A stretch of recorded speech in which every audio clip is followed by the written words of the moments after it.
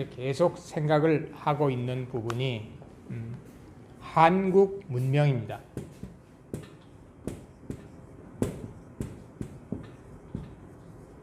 그러니까 우리가 한국 문화에 대해서는 많은 얘기를 합니다. 한국의 뭐 유교 문화, 뭐 한국의 뭐 불교 문화 또는 한국의 뭐 정치 문화 이래 가지고 우리가 이제 각 부분의 문화에 대해서 얘기는 쫙 하는데 우리가 이제 예를 들면은 한국 문명에 대한 얘기는 들어보기 힘들어요. 그럼 이제 내 입장에서도 뭐 줄곧 한국 문화에 대해서 연구를 해온 거죠. 교육, 사회 뭐 등등 한국 문화에 대해서 연구를 쭉 해왔는데 요즘 와서는 이러한 한국 문화에 대한 연구가 뭘 언제 딱 이렇게 모아지느냐 하면은 한국 문명이라는 이러한 주제로 좀 모아지고 있어요. 지금까지 한국 사람은 한국 문화에 대해서는 얘기를 하고 생각을 많이 했지만 한국도 하나의 문명 단위네? 한국 문명이라는 것도 있네? 라는 것을 말한 사람도 거의 없고 한국 사람이 하나의 문명인이다. 한국 문화가 하나의 문명 단위라라고 어떤 점에서 그러한지를 얘기해 준 사람도 내가 볼 때는 없어요. 그러면 이제는 한국 사람이 우리도 하나의 예를 들면 한국 문명도 문명이야. 우리가 맨날 중국 문화, 중국 문명 옆에 있었지만은 우리는 중국 문명의 짝퉁이거나 또는 중국 문명의 주변이 아니라 한국도 하나의 한국 문명이라고 말할 수 있는 그 바탕이 있느냐? 있으면 말할 수 있어요. 그 바탕이 없으면은 어떻게 자기가 바탕도 없는데 우리는 중국 문명과도 다른 한국 문명이야 라고 말할 수 있겠나? 말할 수 없어요.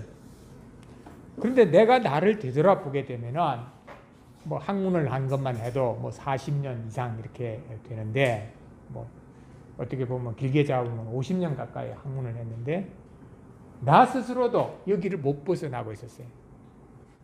첫 출발이 바로 문명이다. 그리고 이 강화는 만이산이 있잖아요.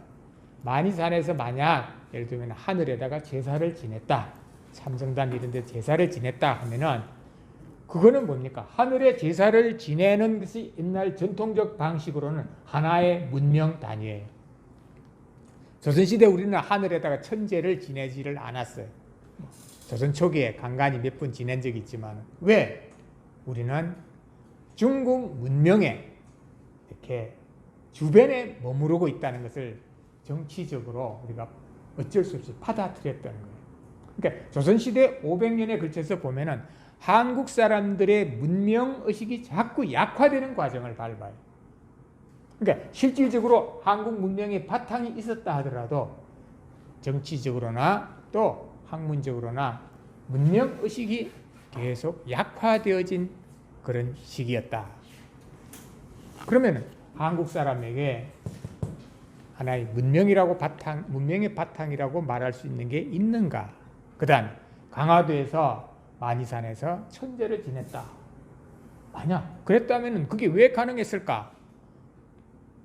내가 얼추 생각해 보면은 강화도에 저기 뭡니까? 개경에서 임시로 여기에 수도로 옮겼잖아요. 그러니까 왕이 있는 곳에서는 자기들이 그 왕을 중심으로 하나의 문명이라고 주장을 하고 자기들이 그걸 갖다가 이렇게 내세우려면 뭡니까? 하늘에 제사를 지내야 돼. 중국은 자기들이 언제나 하나의 문명이죠. 왜? 천자잖아요. 중국을 다스리는 그 황제는 뭡니까? 천자예요. 하늘의 아들이에요. 그러니까 중국이 예를 들면은 하늘을 대신해서 하나의 문명의 중심으로서 자기 스스로를 했다 그러면은 한국은 그런 게 없는데 그러면 강화도가 어떤 점에서는 그래 하나의 그 문명이라는 어떤 차원에서 막 그런 어떤 생각들이 있었고 그게 요즘에까지 뭐 만이산 뭐 해가지고 내려와서 요즘에는 전국 체전할 때 그 이 성화를 어디서 그 체화합니까? 그 만세에서 하잖아요.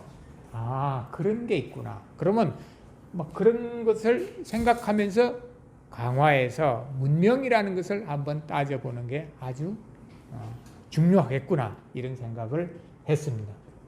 자, 얼마 전부터 그래서 내가 이제 쓰는 말이 뭡니까? 한국 문명. 우리가 한국의 그 문명, 그러니까 한국도 하나의 문명 단위다라는 의식을 갖게 되면 어떻게 됩니까? 굉장히 사람들이 자신감이 생겨요. 뭔가 이제 제가 스스로 할 수 있다는 거예요.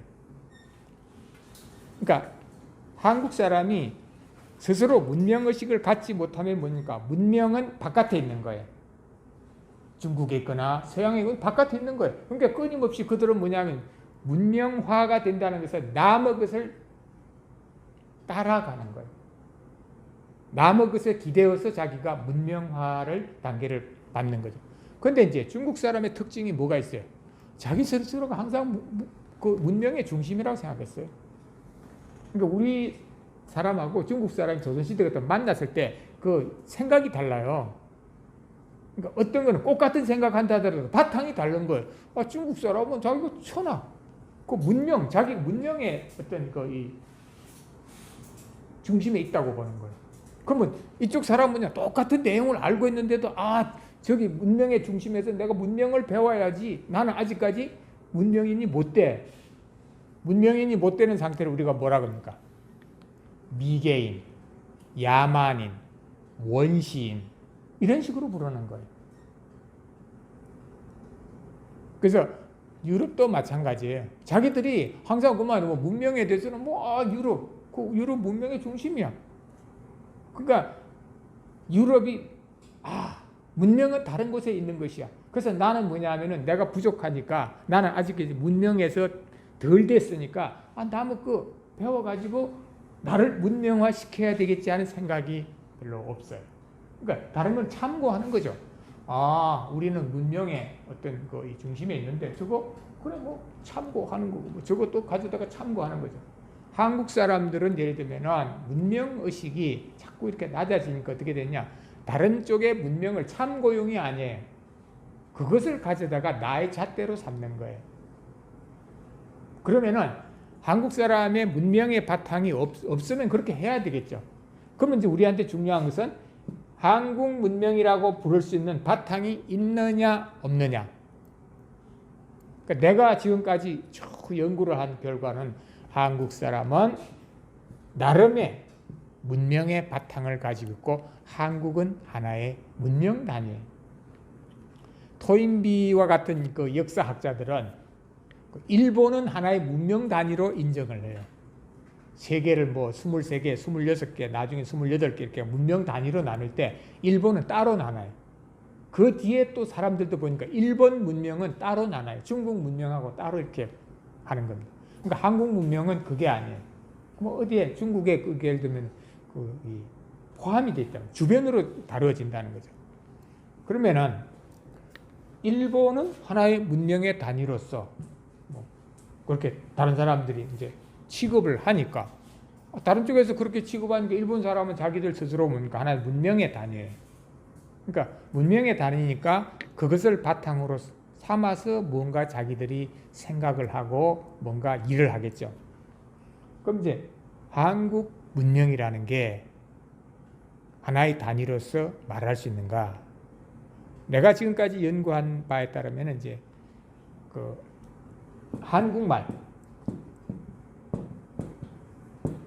한국말이라는 게 하나의 문명의 단위를 성립시킬 수 있는 충분한 어떤 내용을 가지고 있어요. 한국말이라는 게. 그러니까 말이면 다 말이 아니라 이 말을 바탕으로 그들이 문명을 펼쳐 나갈 수 있는 바탕을 만드는 거죠. 그러니까 이런 게 있죠. 우리가 중국 사람은 이거를 뭐라고 합니까? 그러니까 여기에 있는 이거를 뭐라고 그러죠? 이 중심이라고 그래요. 중이라고 그래요. 중심. 서양 사람 이거 센터라고 그래요. 근데 한국 사람 이걸 뭐라고 그러냐? 한가운데. 저번에 말씀드렸죠. 그 다음에 이 안에 있는 전체를 뭐라고 그래? 이게 뭡니까? 이 안에. 이게 가운데. 우리가 가운데 중 그러잖아요. 한국 사람 지금 우리가 둘, 넷, 여섯, 여덟, 11명. 우리 11명 가운데 이렇게 그러잖아요. 한국 사람은 가운데 그러면 다예요. 아, 우리 가운데. 그럼 우리 다죠. 전혀 다른 거예요, 지금. 한국 사람은 어디 있느냐? 10사람 있다고 하면 그 10사람 여기 이렇게 둘레에 있는 거예요. 가에 있는 거예요, 가에. 여기는 뭐냐? 가에서 온 데예요. 가에서 접은 데고. 그러니까 가운데는 이러한 주체, 임자가 있지를 않아요, 한국 사람은. 이 둘레에 쭉 있는 게 이게 우리예요. 그러니까 이 중이나 센터하고 한국 사람이 말하는 가운데는 전혀 다른 거예요. 그러니까 한국 사람이 볼 때는 우리 가운데는 어디 있어요? 나 근수엠하고 나 가운데는 여기 있는 거예요. 여기. 이게 가운데예요. 그러니까 양쪽에 지금 가에 있고 그 가에 있는 그 사이에 있는 그 부분이 가운데예요.